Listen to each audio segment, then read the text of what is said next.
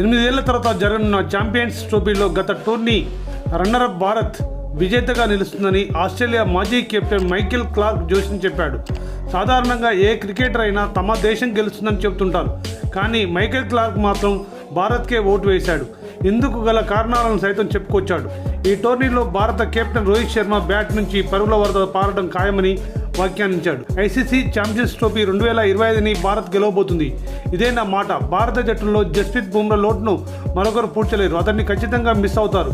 అతడు match winner. కానీ బుమ్రా లేకున్నా భారత జట్టు బలంగానే ఉంది. బుమ్రా జట్టులో లేకపోయినా నా దృష్టిలో టీమిండియానే టైటిల్ ఫేవరెట్. శుభ్మన్ గిల్ మంచి ఫామ్లో ఉన్నాడు. రోహిత్ శర్మ కూడా ఫామ్లోకి వచ్చేశాడు. రవీంద్ర జడేజా, అక్షర్ పటేల్, కుల్దీప్ యాదవ్లు మ్యాచ్ విన్నర్లు.